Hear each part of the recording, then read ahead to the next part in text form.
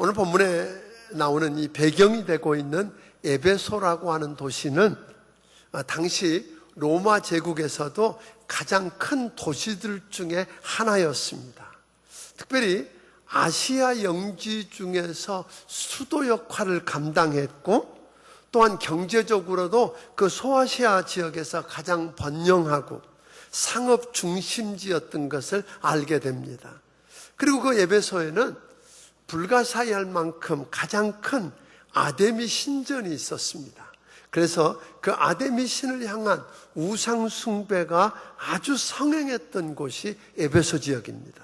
그런데 이 에베소라는 도시를 한마디로 말하면 물질적으로 아주 풍요롭고, 거기에 따라 또한 우상 숭배가 아주 성행하고 심했던 그런 도시에서 그리스도인들이 소위 하나님의 백성으로 산다는 것이 얼마나 어려운가 하는 겁니다.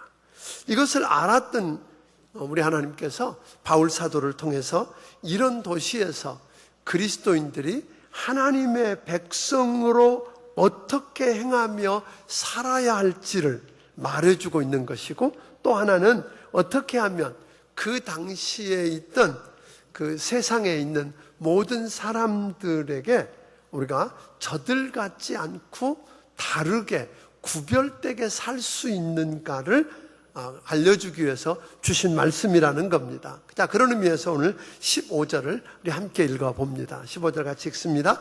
시작. 그런즉 너희가 어떻게 행할지를 자세히 주의하여 지혜 없는 자같이 하지 말고 오직 지혜 있는 자같이 하여. 다시 말하면 오늘 읽는 말씀 뭐죠? 뭐 하라는 거예요? 지혜 없는 자같이 하지 말고 지혜 있는 자같이 하여. 이 말은 우리에게 지혜롭게 살아야 한다는 겁니다. 지혜롭게 산다는 말은 자신의 삶을 주의 깊게 살피면서 주의 뜻에 합당하게 살고자 하는 모습입니다. 그저 영악해서 머리 잘 굴리고 사는 삶이 아니라 지혜롭게 된다는 말은 하나님 뜻대로 산다는 걸 의미합니다. 지혜롭게 살기 위해서는 때가 악한 줄 알고 세월을 아끼라고는 16절은 말합니다. 16절 읽어봅니다. 시작. 세월을 아끼라, 때가 악하니라. 여기서 보면 세월을 아끼라고 하는 말은 영어에 보니까 redeem the time, 그 말은 시간을 구속하라, 시간을 구하라라는 말입니다. 이 말은 하나님께서 주신 시간을 허비하지 않고 올바로 사용한다는 말이고, 또 다른 말로 말하면 시간으로 제공되고 있는 모든 기회를 허비하지 않고 오늘 그것을 놓쳐서는 안 된다라고 하는 그런 마음입니다. 또 하나는 지혜롭게 살기 위해서는 주의 뜻이 무엇인지 이해하고 분별할 줄 알아야 한다 하는 이야기를 하고 있습니다. 17절도 읽어봅니다. 시작. 그러므로 어리석은 자가 되지 말고 오직 주의 뜻이 무엇인가 이해하라. 근데 사실 지혜롭게 산다는 게 얼마나 어려워요. 우리가 주의 뜻이 무엇인지 어떻게 이해하고 그대로 산다는 것이 참 어렵다는 겁니다. 우리가 주의 뜻을 알기 위해서는 하나님의 말씀인 성경도 읽고 공부도 하고 묵상해 보기도 하지만 주의 뜻을 분별하고 이해한다는 게 쉬워요, 어려워요? 어렵다는 거예요. 쉽지 않다는 거예요. 더 큰 문제는 뭐냐면 주님의 뜻대로 살 수 있는 능력이 우리에게는 없다는 겁니다. 애쓰고 힘쓰고 결단하고 노력해서 되는 문제가 아니라는 겁니다.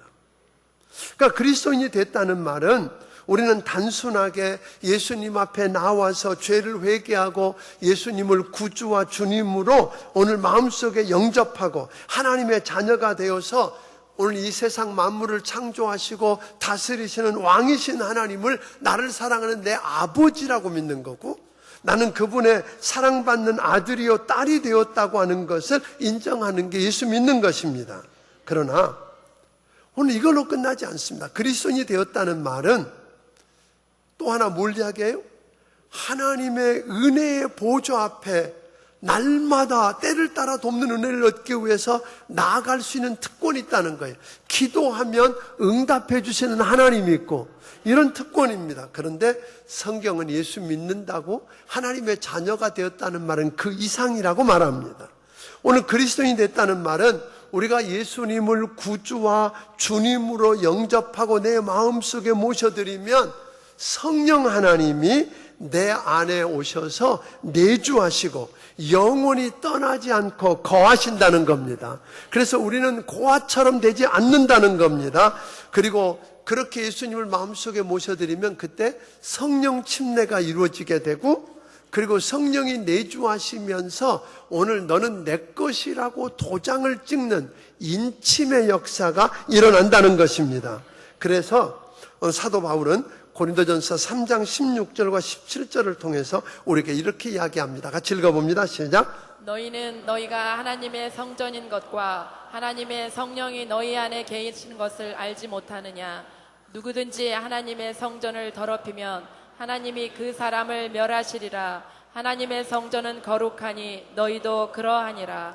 그러니까 예수 믿고 예수님을 우리의 마음속에 구주와 주님으로 모셔드리면 누가? 성령님께서 우리 안에 거하시게 되고, 아멘.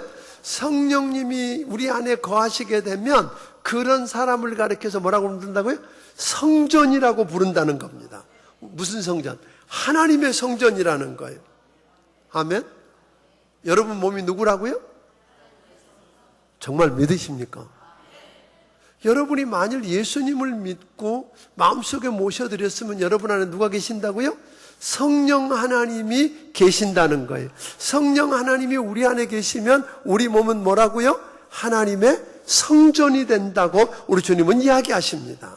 그런데 문제는 세상 사람들이 하나님의 성령이 거하시는 하나님의 성전이라면 마땅히 우리가 어떻게 돼요? 구별되고 거룩하고 살아야 될 텐데 그 모습이 우리에게 안 보인다는 거죠. 이게 이제 우리의 한계입니다. 우리가 여러분들이 아는 것처럼 모세가 하나님의 계시를 받아서 하나님의 성막을 짓게 되고 그 난 다음 그리고 솔로몬을 통해서 성전을 짓고 난 다음에 보면 하나님께서 하늘로부터 강림하셔서 그곳에 거룩한 영광으로 가득 찬 모습으로 구름 가운데 계신 걸 보게 됩니다. 근데 예수 믿는 그리스도인이 거룩한 하나님이 하늘로부터 강림하셔서 우리 안에 내주하시고 우리와 함께 머물러 계시는 하나님의 성전이라면 마땅히 뭐가 있어야 돼요? 거룩한 모습이 드러나야 한다는 겁니다. 아멘? 그런데 우리 안에 그런 거룩한 모습이 안 보인다는 거예요.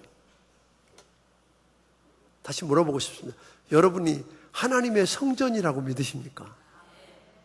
그러면 주변에 있는 사람들이, 여러분과 함께 직장 생활하는 사람들이, 함께 사는 가족들이, 우리 이웃들이 여러분 안에 하나님의 성령님이 계셔서 여러분이 하나님의 성전이라고 인정해 줍니까?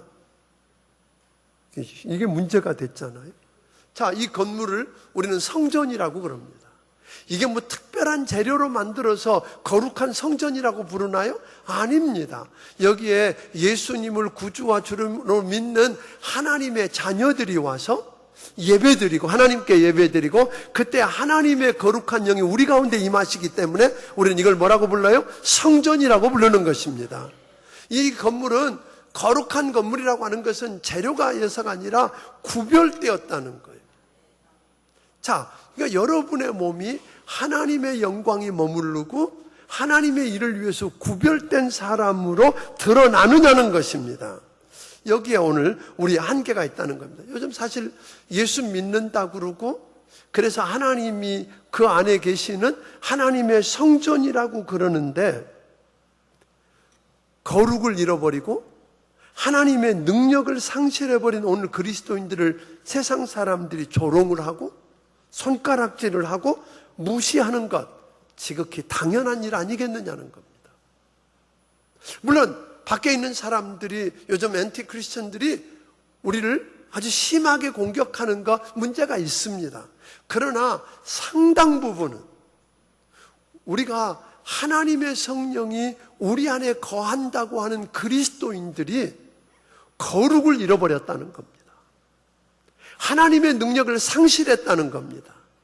오늘 성경은 말하기를 그리스도인은 오늘 뭐라고 말씀합니까? 그리스도의 편지라고 그러고 그리스도의 향기라고 그러고 세상의 소금이라고 그러고 빛이라고 그러는데 그런 맛을 내지 못하고 향기를 내지 못하고 사는 우리의 문제라고 하는 것입니다.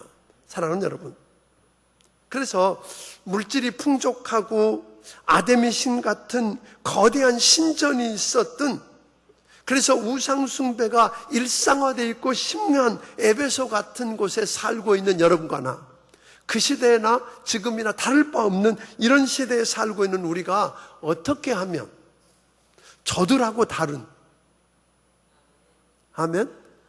거룩함을 드러내고 세상을 변화시키며 살 수 있겠는가 하는 이야기입니다. 오늘 그리스도인이 그렇게 사는 게 쉽지 않지만 오늘 우리에게 뭐 하라고 그랬어요? 아까 보니까 그렇게 살기 위해서 지혜로워야 된다고 그랬어요. 주신 기회를 놓치지 않고 하나님의 뜻을 분별하고 이해하며 살아야 된다고 이야기했습니다. 그런데 그렇게 살기가 쉽지 않다는 겁니다.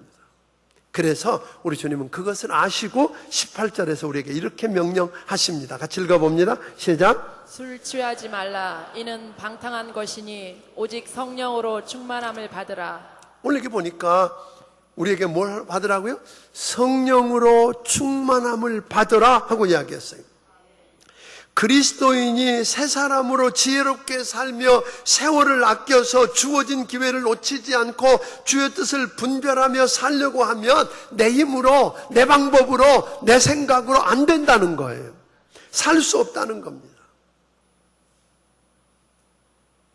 그래서 우리 주님은 네 힘으로 안 되니까 뭘 받으라? 성령으로 충만함을 받으라고 이야기합니다. 성령 충만해야만 할 수 있다는 겁니다. 오늘 이것은 성령 충만하면 좋겠다는 이야기 아닙니다. 성령 충만해도 되고 안 돼도 된다는 이야기 아닙니다. 명령형입니다. 성령으로 충만함을 받으라고 명령했고 그냥 한 번 받고 나면 된다는 이야기가 아니라 뭐라고 그래요? 지속적으로 계속해서 매 순간마다 성령 충만을 받아야 된다고 명령하는 것입니다. 한번 여러분들이 아는 것처럼 성령 침례나 그리고 성령의 내주하심이나 성령의 인침이라고 하는 것을 계속 하라는 이야기가 없어요. 이건 예수님 영접할 때 단회적으로 단 한 번만 이루어지는 사건이지만 성령 충만은 계속해서 지속적으로 받아야 된다는 거예요. 자, 그렇다면 성령 충만하다는 말이 무슨 말이냐는 거예요. 쉬운 말로 말하면 성령 충만하다는 말은 예수님으로 충만하다는 말이고, 성령 충만하다는 말은 여러분과 내 언어와 생각과 삶의 모든 구석구석에 성령으로 꽉 차 있다는 이야기입니다. 여러분 툭 치면 뭐가 나와요? 신경질이 나옵니까? 요즘 애들은 툭 치면 뭐가 나와요? 욕이 나온다고 그럽니다. 여러분은 툭 치면 뭐가 나옵니까? 우리도 별 수 없다는 거잖아요. 목사인 저도 거룩해 보이고 그럴듯하게 보이지만 집에서 살아봐야 아는 거예요. 아무도 없는 데서. 우리 집 사람이나 우리 애들한테 물어봐야 진짜 모습을 아는 거죠. 그래서 어려운 거예요, 목사가. 그런데 우리가 툭 쳤을 때 뭐가 나오느냐? 만일 성령으로 꽉 차 있다면 툭 치면 뭐가 나와요? 뭐가 나와야 돼요? 성령님이 나오는 거지. 예?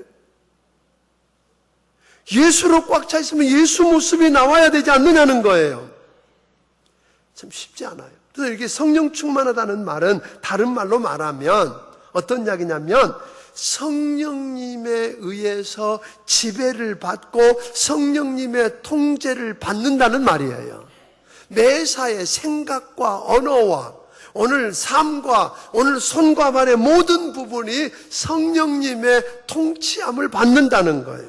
또 또 다른 말로 말하면 이 말은 성령님에 의해서 길들여졌다는 말이에요. 우리 언어가 길들여져 있고, 우리 생각이 길들여져 있고, 우리의 가치관이 길들여져 있고, 우리의 손과 발이 성령님에 의해서 길들여져 있는 상태를 우리는 성령 충만하다 그러는 거예요. 그래서 오늘 성경은 아까 여러분이 읽었던 18절은 보니까 술 취하지 말라, 이는 방탕한 것이니 성령으로 충만함을 받으라 그랬어요. 그 당시에 있는 대다수의 사람들이 뭐 했다는 거예요? 술에 취했다는 거예요. 술 기운으로 살았다는 거예요. 술의 지배를 받으면서 살았다는 거예요. 그러니까 그 결과는 방탕하게 되고 죄짓게 되고 오늘 무너지더라는 거예요. 그래서 그렇게 술 기운으로 살지 말고 뭐라? 성령의 충만함을 받아. 그러니까 성령의 지배를 받고 성령의 기운으로 살라는 거예요. 요즘 우리나라도 요즘 이제 옛날에는 그 술 먹고 그런 거 갖고 뭐 그래? 그렇죠? 술 취해서 그런 거니까 이해해. 다 그렇게 했다고요. 말을 심하게 했든 행동을 했건 뭘 부셨건 다 이해했는데 요즘 법에서도 이제는 용납 안 하겠다는 거잖아요. 맞습니다. 결국은 술에 이끌려 살면 그런 삶밖에 안 되는데 오늘 여러분과 내가 성령 충만 받으면 우리가 예수님처럼 변할 수 있다는 겁니다. 성령 충만 받으면 변할 뿐만 아니라 하나님이 우리에게 맡겨주신 일이 있잖아요. 예수님만 할 수 있고 하나님만 하실 수 있는 그 엄청난 사명을 우리에게 맡기셔서 할 수 있다는 거 아니에요. 어떻게? 예수 믿는 사람이 예수 이름으로 기도할 수 있고, 그리고 주님 약속하신 것을 뭐하고? 기다리는, 즉 성령을 사모하고 기도에 무릎을 꿇고 기도해서 성령이 우리에게 임하면 권능을 받는다는 거 아니에요. 그 힘으로 할 수 있다고 이야기하신 겁니다. 그러므로 오늘 여러분 성령으로 충만하기를 주의 이름으로 축원합니다. 자, 그러면 성령 충만하게 되면 어떤 일이 일어난다는 거예요?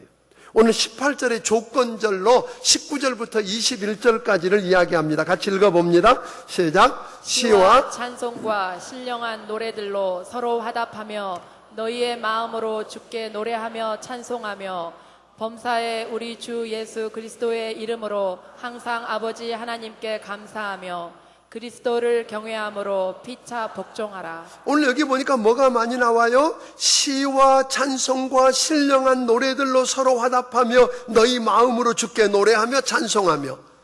오늘 성령이 충만한 사람을 보았더니 입술에 뭐가 넘쳐요? 하나님을 찬양하게 되고 하나님을 예배하게 되더라는 거예요. 술 취한 사람 특징이 뭐예요? 노래를 잘합니다. 제가 군대 생활할 때 저희 고참이 하나 있었는데 내무반에 들어가면 이 친구 술이 취해가지고 고참 자기 마음대로 밖에서 술 먹고 들어와서 다 깨워. 그래서 술 깰 때까지 이야기해. 노래하고 노래시키고. 얼마나 심했는지 제주도 사는 문모라 그러는데 지금도 이름도 안 잃어버렸죠. 여러분, 술 취한 사람의 특징이 그래요. 근데 성령이 충만해도 술 취한 것처럼 뭐가 많다? 입술에 뭐가 있어요? 찬양이 많다라는 거예요. 하나님을 예배하는 자가 되더라는 거예요. 뿐만 아니라 오늘 여기 재밌는 단어를 19절은 이렇게 써요. 시와 찬송과 신령한 노래들로 서로 화답하며. 아니, 하나님께 드려야 되는데 서로 화답하라 그랬어요. 무슨 말이냐면 이런 이야기예요. 성령 충만한 사람은 찬송을 통해서 하나님의 이름을 높이며 하나님을 예배할 뿐만 아니라 서로 만났을 때 사람들을 세워주더라는 거예요. 화답. 그러니까 이런 이야기예요. 우리가 서로 이렇게 만나 예배드리러 모이기도 하고 목장 모임을 하기도 하고 부서에서 모이기도 하는데 모였다고 다 영적인가요? 모이면 우리는 뭘 좋아해요? 사람들이 모이면 무슨 말하기를 좋아해요? 남의 말하고 흉보고 우리 속에 있는 것을 쏟아놓으면서 누군가를 비난하고 비판하기를 좋아해요. 그래서 잠언에서는 뭐라 그런지 아세요? 남의 말하는 것을 간식 같다 그랬어요. 간식 같아서 이게 달고 맛있거든요. 그러니까 모이면 뭐 하고 싶어지는 거예요? 간식을 찾듯이 그렇게 남의 말하고 이렇게 하기가 좋아한다는 거예요. 그러면 우리는 모일 때마다 남의 말도 안 하고 세상 이야기도 안 하고 성경만 읽고 기도만 해야 되는가? 그런 이야기도 아니에요. 무슨 이야기냐면 우리가 모였을 때 무슨 말을 하든지 간에 뭐가 배경이 돼야 되냐면, 뭐가 근거가 돼야 되냐면, 내가 말할 때 내가 이 말을 하면 저 사람의 믿음이 더 세워지고 오늘 연약한 저 사람이 위로를 받고 격려를 받을까? 오늘 저 사람이 실족해 있다가 다시 일어날 수 있을까? 그럴 말을 생각하고 하라는 거예요. 그러니까 여러분이 정치를 이야기할 수도 있고 가정 이야기하고 자녀 이야기도 하고 오늘 사업하는 이야기 할 수 있다는 거예요. 그러나 내가 그 말을 할 때, 내가 이 말을 하면 사람들이, 이 말을 듣는 사람들이 믿음이 자라게 되고, 내가 내 말을 듣는 사람들이 위로를 받게 되고 격려를 받고, 오늘 그럴 수 있겠는가? 그게 근거가 되고 그게 확실하면 하세요. 그렇게 하라. 그렇지 않으면 우리는 남의 말하고 흉보고 이렇게 해서 무너뜨릴 수 있다는 거예요. 결국은 하나님을 예배하는 것뿐 아니라 우리 삶의 자리를 통해서도 하나님께 예배가 되게 하는 삶을 성공해야 한다는 것입니다. 또 하나는 20절에 범사에 우리 주 예수 그리스도의 이름으로 항상 아버지 하나님께 뭐하며? 감사하며. 입만 열면 뭐가 나온다고요? 성령 충만한 사람은 입만 열면 뭐가 나오더라? 감사. 원망하고 불평하고 시기하고 시비 질투하는 게 아니라 감사가 나오더라. 왜? 예수 그리스도를 경외하면. 예수 이름 때문에. 오늘 주님이 내게 베푸신 그 은혜를 생각하니까 뭐 할 수밖에 없더라? 감사할 수밖에 없더라. 근데 감사가 쉬워요, 어려워요? 어려워요. 정말로 감사가 어려워요. 그래서 우리에게 지혜를 구하라고 그런 거예요. 오늘 여러분과 내가 만난 실패, 여러분과 내가 만난 환난, 여러분과 내가 만난 어려움들을 내 시각으로 해석하는 게 아니라 왜 그것을 내게 허락하셔서 그 문제가 여전히 지속되게 하는지 하나님의 이유를 알아내는 지혜가 필요하다는 거예요. 아, 나를 망하라고 주신 것이 아니라, 넘어지라고 주신 것이 아니라 이것 통해서 오히려 뭐예요? 성숙해지고 자라나게 하려고 주셨구나 라고 깨달아지는 지혜. 오늘 여러분 그 지혜가 있게 되면 우리는 범사에 뭐 할 수 있다? 감사할 수 있다는 거예요. 오늘 여러분 쉽지 않지요. 감사한다는 것 정말로 쉽지 않아요. 그래서 우리가 뭐 해야 돼요? 성령 충만해야 되는 거예요. 한번 보세요. 여러분들이 모일 때마다 남의 이야기하고 흉보고 비난하고 감사하지 못하고 원망하고 불평만 하면 그 사람이 얼마나 기도를 많이 하든 예배 때마다 빠지지 않든 상관없이 그 사람 뭐 하지 않은 사람이요? 성령 충만하지 않은 사람인 줄 알면 되는 거예요. 오늘 또 하나 그렇게 이야기하는 거예요. 오늘 보세요. 성령 충만하면 우리에게 뭘 이야기하냐면 21절 같이 한번 읽어볼까요? 시작. 그리스도를 경외함으로 피차 복종하라. 자, 우리가 아까 이제 감사, 피차 뭐 한다 그랬어요? 우리가 입만 열면 감사하는 삶을 우리가 지난번에 플로리시라고 하는 그 책에 대한 소개를 하면서 이야기했었어요. 그 플로리시라고 하는 책에 보니까 그렇게 이야기했더라고요. 감사 편지 쓰기, 감사 방문하기 뭐 이런 거 있어요. 그러니까 뭐냐면 가만히 생각해 보니까 어떤 사람이 생각나는데 그 사람이 어려울 때 해준 말 한마디, 그 사람이 도와준 그 한 가지 때문에 내가 오늘 위로를 받고 무너지지 않고 여기 왔다. 그러면 그걸 생각하면서 그 사람이 편지를 쓰는 거예요. 내가 정말 어려웠을 때 당신이 해준 그 한마디, 그 말이 내가 너무 생각나는데 너무 감사하다고, 지금도 잊지 않고 감사하고 있다고, 그때 해주신 그것 때문에 내가 용기를 얻고 힘을 얻었고 다시 살게 되었다고, 감사하다고. 그걸 쓰고 그 사람 찾아가서 뭐예요? 감사해서 편지를 전한다고 하면 한 달은 기뻐하며 살 수 있다는 거예요. 그 사람 때문에. 또 우리는 잠자리 들기 전에 대부분 뭐가 생각나요?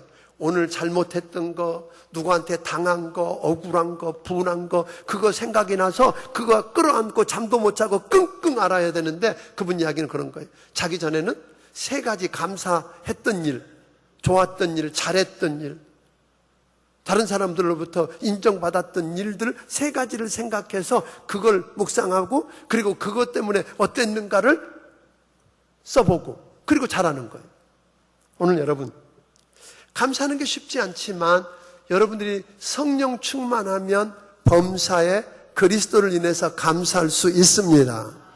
심지어 나이 드신 분들 계시는데 며느리한테 밥 차려줬다고 고맙다 말하기가 쑥스러운 분 계실 거예요. 그죠? 그럼 뭐 하라 그러면 돼요? 아가야 땡큐다 그러면 됩니다. 감사를 표현할 수 있겠는가. 또 하나는 오늘 여기서 그렇게 이야기합니다. 성령 충만을 해야 되는 이유 가운데 하나는, 성령 충만하지 안 되는 이유가 22절부터 보면 5장 마지막 절까지 뭐가 나오냐면 부부관계가 나와요. 그리고 6장 1절부터 보면 맨 먼저 부모 자식 간의 관계가 나와요.